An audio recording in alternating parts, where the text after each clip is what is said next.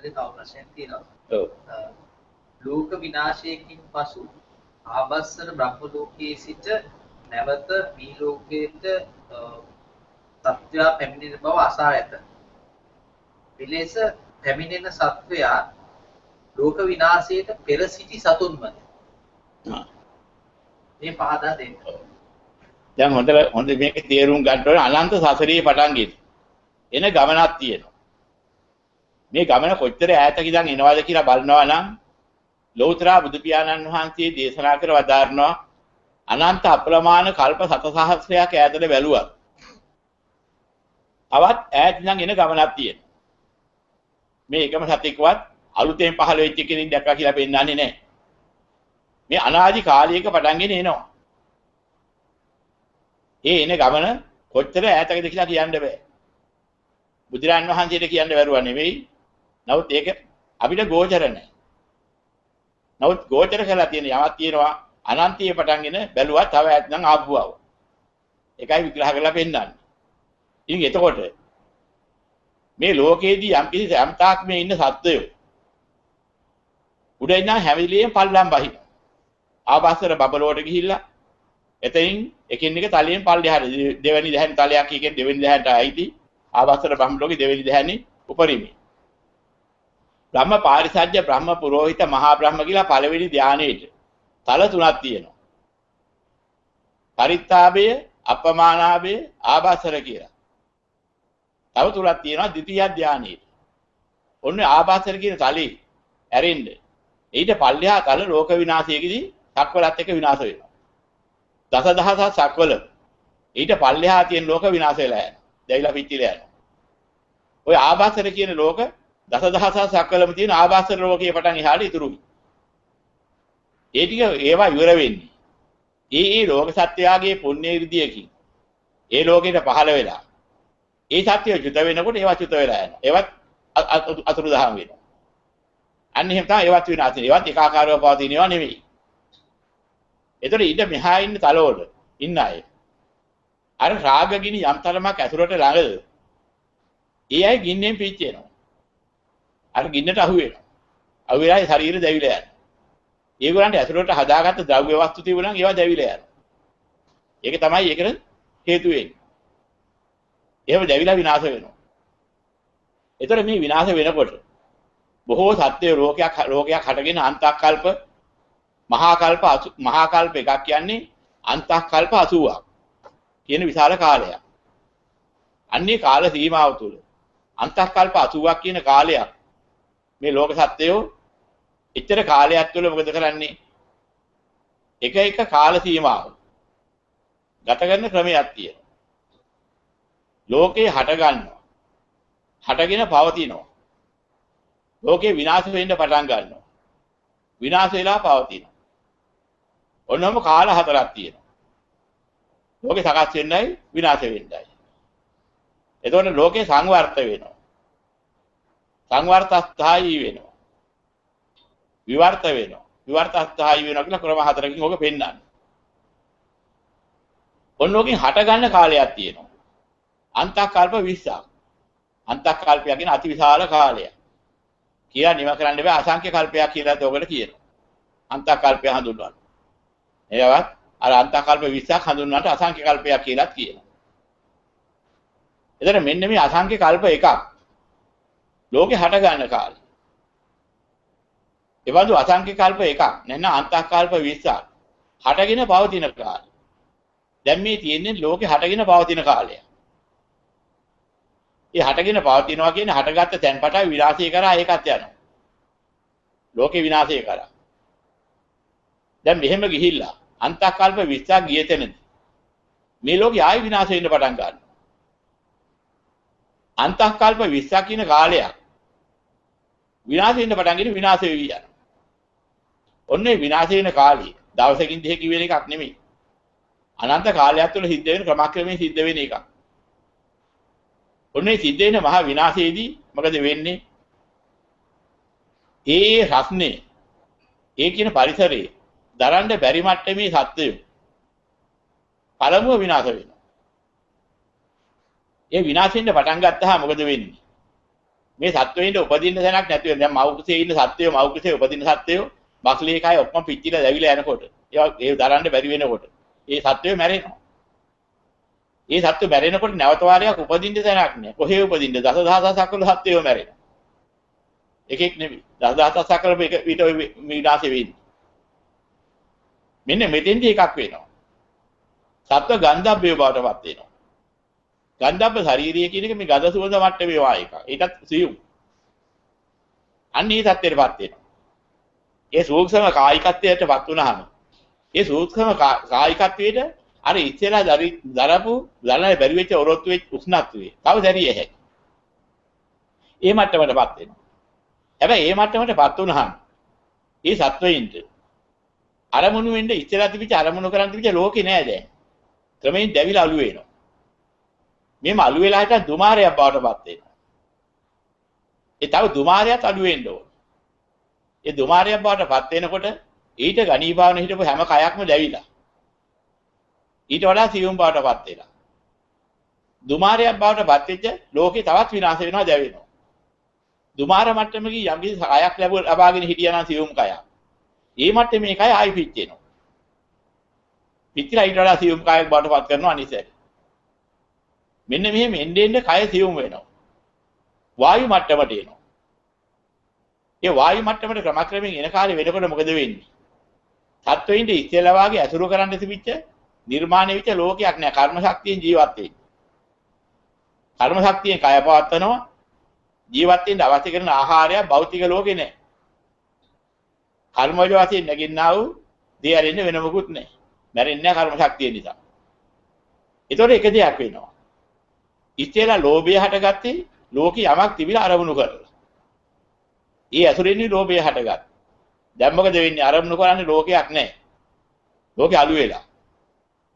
මානසිකත්වයේ දැන් අල්ලන්න දෙයක් නැතුවහම පසුතලයක් හැදෙනවා. තමනන්තරයක් හැදෙනවා. අර අත්හැරපුවාම තියෙන ආව ස්වභාවය. විනිකක් අල්ලන්න භෞතික පරිසරයක් නැති නිසා සසරේ තිබුණා වූ ගති ලක්ෂණයක් ඇත්නම් ඊළාට ඒ ගතියේ අන්නේ අත්හැරපු ගති ලක්ෂණ නැති මානසිකත්වයේ එතෙන්ට ඇදිලා එනවා. ක්‍රමක්‍රමයෙන් ඇදී අර දූෂ්‍ය මානසිකත්වයේ තිබිච්ච අයට ඊට මෙහා ගතියක් එනවා. එතකොට මේ තිරසංසත්තු වෙතින් මෙලා මනුෂ්‍ය ගන්ධබ්බය වෙනවා. මනුෂ්‍ය උප්පත්ති ලබන්න දෙයක් නෑ තව සිවුක්ෂම ශරීරෙද. ගන්ධබ්බ ශරීරය. ඉතින්ද පටන්ගෙන මොකද වෙන්නේ? මනුෂ්‍යත්වයටත් අල්ලන්න දෙයක් නෑ. අන්න ඉතින්ට ආවට පස්සේ එතනින් සූක්ෂම වෙලා නිදහස් අහස විතරක් දකින්න තැනට එනවා. නිදහස් අහසට ආවට පස්සේ මොකද කරන්නේ? ආභ කියන්නේ ලෝකෙට සම්බන්ධ වෙන ස්ථානෙට මේ සම්බන්ධ නැතුව ආභිය සරන්න බැරි ආභෙන් අහක් වෙච්ච තැනට යනවා. ලෝකයේ පහළ වෙච්ච තැන දැන් ලෝක වස්තුන් යම් තැනක නැද්ද? නිදහස් අහස කොතනද තියෙන්නේ? අන්නේ අහසේ පිහිටනවා ගිහිල්ලා. අහසට අනුකූල කය හැදුනහම කියනවා ආභාසර බ්‍රහ්මත්වයට ගියා. මේ විදිහට මැරෙන සත්තු ඔතෙන්ට යනවා ගිහිල්ලා ආභාසර බ්‍රහ්මතලයේ. නියත මිත්‍යා දෘෂ්ටිය වැනි තත්ත්වයන් දරාගෙන හිටපු ශාසනයට විරුද්ධව වැඩ කරපු මේ වගේ බලවත් පාප කර්ම කරපු අය හිටියනම් ඊයයි එතෙන්දිවත් ඒකෙන් ඔතෙන්ට යන්න ඉඩක් නැතුව ওই ලෝක තුනක් අතරේ තියෙන ඔය මහා ලෝක විනාශයටවත් ගෝචර නොවන ලෝකාන්තරික නරක කියලා කොටසක් තියෙනවා. අන්න ඒවා ගිහිලා උපදිනවා. ඒවා ඉපදුනහම මහා කල්ප ගණනක් ලෝකේ විනාශ වුණත් ආයි උඩ ඉන්න බෑ. ඒ කර්ම වේග ගෙවෙනකන් ඒවැයි. ඒව කාලයක් ඒවැයි. මහා කල්ප 80 90 ගණන් ගිය සත්‍යයෝ ඉන්නවා. එච්චර කාලයක් ඔය ලෝකාන්තරික නරකවල දුක් විඳගෙන. මහා ගණාන්තකාරයක එකෙකුට එකේ පේන්නේ නැතුව යන්න දෙන්න කරන්න කියන්නේ දෙයක් නැතුව ඉරහදක් එළියක් මොනවත් ආලෝකයක් බාහිර ලෝකේ නැතුව මේ විදිහට අනන්ත දුක් විඳගෙන මහා පාළුවකින් ඉන්න තැන. අනන්ත කාලයක් සත්‍යය දුක් විඳිනවා විදිහට. මේ නිත්‍ය මිත්‍යා දෘෂ්ටිකය. ඒ අරින්න අනික් අය මොකද කරන්නේ? අර ආභාසර බ්‍රහ්ම ලෝකෙට ගිහිල්ලා. ඒ බ්‍රහ්මතලියේ ඉපදිනවා. එතන තමයි ඒගොල්ලන්ගේ වාසස්ථානිය වෙන්නේ. ඔන්න ඔය කාලේ අන්තකල්ප 20ක් ලෝකේ විනාශ වෙලා ගිහිල්ලා. තවත් අන්තකල්ප 20ක් විනාශ වෙලා පවතිනවා. ඒතර අන්තකල්ප 40 කාලයක් ඉන්නේ අර ආභාසර බබලෝ. ඒ කාලේ වෙනකොට අන්තකල්ප 40 යනකොට ආභාසර බබලෝ ආවිස ඉවරයි. එතනින් පල්ලම් බහින අවස්ථාවක් එනවා. දැන් ඒතකොට මේ බ්‍රහ්මණීට අදහස් වෙනවා අවසාන කාලය වෙනකොට. අනේ අපිට එකතු වෙලා කතා බහ කර කර ඉන්න හොඳ තැනක් තිබුණා. ලඟ වෙලා ඉන්න තැනක් තිබුණා නම් ඔහොම අදහස් ඉන්න පටන් ගන්නවා. අන්නේ අදහස් එක්කලා මොකද වෙන්නේ? පල්ලෙහා බඹතල අර පුණ්‍ය ශක්තියෙන් හැදෙන්න පටන් ගන්නවා. මොකද පුණ්‍ය ශක්තිය නැගින්නා වූ සිතුවිලිත් එක්කලා නැගෙනවා චිත්තජ රූප කලාප. කර්මජ රූප කලාප නැබෙයි. ඒවා ලැබිලා හිටන් ඒවෙන් ගොඩ නැගිලා අර කියන පල්ලෙහා බඹතල සකස් වෙන්න පටන් ගන්නවා. ඉතලා දෙවිලා ගියේ ඒවා තිබුණ තැන්වල. ඒතර මොකද වෙන්නේ? ඒවා සකස් වෙලා අර තමන්ගේ පුණ්‍ය ඉරිදීමයි බලපාන්නේ. ඒ පුණ්‍ය ඉරිදීට අනුකූලව සකස් වෙලා හිටන් ඒ තැන් වල අතනින් චුත විරාර ආවිස ඉවරයි. එතනින් චුත වෙලා හිටන් ප්‍රථම ධානය ශාලිය උපදිනවා. මෙන්න මේ උපන් තැන් පටන් ගෙන ඒ අයට කියනවා ප්‍රථම ධානයේ මහා බ්‍රහ්මය අසුරු කරගෙන ඉන්න පිරිස. දැන් ඔතෙන්ට ගිහිල්ලා යනකොට මේ ලෝකේ පහළ වෙලා හිටන් ලෝකේ සකස් වෙලා එන කාලයක්. ලෝකේ ආරම්භ වෙන කාලේ. අන්නේ ලෝකේ ආරම්භ වෙන කාලේ ඉතින් අවුරුදු ලක්ෂ ගාණක් යනකොට තමයි හටගන්නේ. ඔච්චර කාලයක් පොඩි කාලයක් නෙමෙයි. එකින් එක හටගෙන මේ ජල බෝලයක් බවට පත් වෙලා. ඒ කියන්නේ අර සත්වයින්ගේ පුණ්‍ය ශක්තිය මතුවෙන්න පටන් ගන්නවා. පුණ්‍ය ශක්තිය කියලා කියන්නේ හොඳ පැත්තක් නෙමෙයි කාම ශක්තිය. කාම ලෝකයේ බැඳුණු ශක්තිය මතුවෙනවා. අන්නේ ශක්තිය මතුවෙලා අදහස් එන්න පටන් ගන්නවා. අපිට එකතු වෙලා ඉන්න තිබුණා නම් කතා බහ කර කර ඉන්න තිබුණා නම් අර අතීතයේ තිබ්බ සිතුවිලි අතීත මතක සටහන් මතුවෙනකොට ඊ අනුව අදහස් එන්න පටන් ගන්නවා. එහෙම වගේ තැනක් අද තිබුණා නම් කියලා. ඒ කියන්නේ ප්‍රථම ධානය තලින් තිබෙන අවුස ඉවරයි. අන්නේ අදහස් එන්න ආරම්භයේ දස අකුසලයෙන් තොරවයි එන්නේ. අන්නේ බඳු ගති ලක්ෂණය මනුෂ්‍ය ගති ලක්ෂණේ පහළ වෙලා බ්‍රහ්ම කල්පික මිනිස්සය වාසී. අර සූක්ෂම ශරීර වලින් පරිවර්තන වෙනවා. ඒකත් කර්මජ ශරීර. ඔය අර සත්‍යයමයි. ඉස්සෙල්ලාම හේතුඵල පරම්පරාවමයි. සත්‍යය කිව්වෙ එහෙම එකක්. හේතුඵල පරපුර. මේ හිටපු අයම තමයි ওই විදිහට ආපහු ওই සකස් වෙලා ඉන්නේ.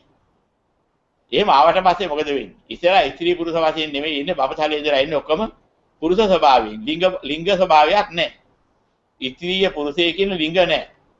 එහෙම නැතුව තමයි උපදින්නේ. ආකාශචාරීව ඉන්නවා. ස්වයං ප්‍රභාවයකින් තමන්ගේ ශරීරයේ ආලෝකයක් තියෙනවා. ඒ පුණ්‍ය ඉදිරිය ලැබුණු ආලෝකය. ඒ ආලෝකයෙන් ආලෝකවත් වෙලා ආකාශයේ සැරිසරනවා. ඉඳ හිටින්න කියන්නේ ශරීර බරක් නැහැ. එහෙම ප්‍රශ්නයක් මොනවත් නැහැ. අසංඛ්‍යාත ආයුෂයි.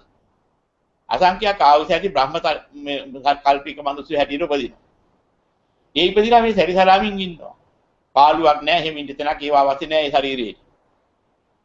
ඒ කාලේ ඇතුළත අර මේ ලෝකේ ඊයාගේ සම්පත්‍ති කර මහා මේක වර්ෂාව කියලා. ඒ ඇති වෙන සිතිවිලි අනුව හට ගන්නා ලෝකේ ආරම්භය.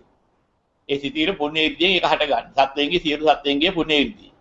ඒ සක්වලේ ඉන්න සත්වයන්ගේ පුණ්‍ය ඉර්ධියමයි ලෝකේ හට ගැනීම ආරම්භ වෙන්නේ. එහෙම ආරම්භ වෙලා මොකද වෙන්නේ? ලෝකේට සම්පත්‍ති කර මහා මේඝය කියලා. වලාකුලක් වැනි ඊටාම් ජල වාෂ්ප පටලයක් හට ගන්නවා අර කර්ම වේගයෙන්. නැවත අලුතෙන් රූප හට ගන්න හැටි. සුද්ධාෂ්ටක පහළ වෙලා සකස් වෙන හැටි. ඊ හටගෙන ඒවෙන් නිර්මාණය වෙලා. ඒවා ජල බිඳු බවටපත් වෙලා. ක්‍රමක්‍රමයෙන් ජල ධාරා වෙලා. ලෝකයේ තියෙන ස්ථානයේ කොතනද ඒ ස්ථානවල ඒ ජල ධාරා ගොඩ නැගිනවා. ගොඩ නැගිලා හිටන් විශාල ජල බෝලයක් බවටපත් වෙනවා. මේ තමයි ලෝකෙ ඉස්සෙල්ලාම ආරම්භ වෙන හැටි. එකම ජල බෝලයක්. ඊට පස්සේ මොකද වෙන්නේ? මේ ජල බෝලය මත තමයි ක්‍රමක්‍රමයෙන් පෘෂ්ඨයක් මතුවෙලා අර කිරි යොදයක් මේ මිදුණා වාගේ.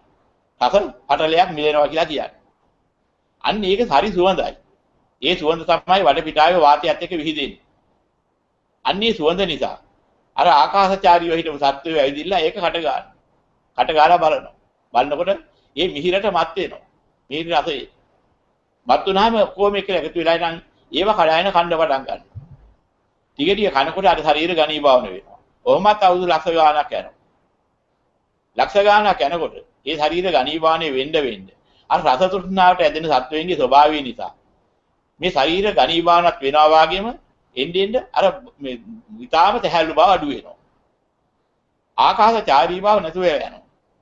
හැබැයි තැහැල්ලු ශරීර නිසා වතුර මත යන්නත් පුළුවන්.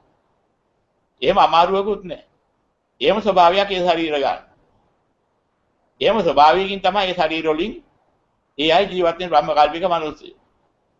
හැබැයි එහෙම කලක් යනකොට අවුරුදු තව ලක්ෂ ගාණක් කොහොම කකා ඉන්නකොට අර තිබිච්ච රස පටල තද වෙලා පොළොවේ ආරම්භය හට ගන්නවා. පස් පොළොවක් ආරම්භ වෙනවා පඨවි ධාතුව ඝනීභවන වෙලා. අන්න ඒතකොට මොකද වෙන්නේ? ජලයේ වෙන් වෙනවා, තද කොටස වෙන් වෙලා මහා දීප වශයෙන් එකින් එක වෙන් වෙලා හැදෙනවා. කොටස් වෙන් වෙනවා. ගොඩක් සහ දියක් වෙන් වෙනවා. ඒතර ගොඩට එනවා මිනිස්සු. ගොඩ පැත්තට තමයි ඊට පස්සේ පරිහරණය කරන ස්ථාන බවටපත් වෙන්නේ. එහෙම විලා කල් යනකොට අර කියන භූමිපටක අතුරු දහන් වෙලා ඊට පස්සේ ඔය බදාලතා කියනා වූ වැල් විශේෂයක් හටගෙන ඔය ආදි වශයෙන් ගාක් විස්තරයක් තියෙනවා. ඊට පස්සේ ස්ත්‍රී පුරුෂ ආදි වශයෙන් මේ ශරීර ඝනීභාවනය වෙලා ස්ත්‍රී පුරුෂ ඉන්ද්‍රියන් ලැබිලා ඒ ඉස්සෙලා පෙර කල්පයේදී හිටපු ස්ත්‍රීන්ට ස්ත්‍රී ගති ලක්ෂණ එනවා. ස්ත්‍රී අංග 15 වෙනවා. පෙර කල්පයේ හිටපු පුරුෂයින්ට පුරුෂ ලක්ෂණ එනවා. පුරුෂ අංග 15 වෙනවා. මේ ආකාරයෙන් ස්ත්‍රී පුරුෂ ભેදයක් හටගෙන එකිනෙකා දකින්නකොට කාම අදහස් ඇති වෙනවා. ඔය කියන්නේ කල්ප අවුරුදු කෝටි ගණන් යනකම් ඔය කල්ප ගණන් යන කල්පය කියන්නේ කෝටි 100 ගණන්. ඒකටත් වැඩි. ඉතින් ඒ තරම් කාලයක්. ඉතින් එච්චර කාලයක් තුළ මොකද වෙන්නේ? අර සම්බන්ධයන් එකින් එක ඇති වෙලා හිටන් ස්ත්‍රී පුරුෂ සම්බන්ධ වෙනකොට මේ ලෝකේ පංචකාමියම හටගෙන ඉවරයි.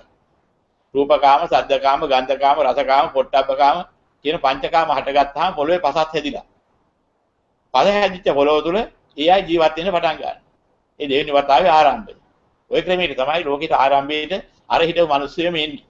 ඉස්සෙල්ලා හිටපු අය මිසක් අලුතෙන් සත්තු නෙමෙයි. ඒ අය ගිහිලා ආභාසර ලෝකේ ඉපදිලා ආපහු මේ ලෝකෙට එන හැටි.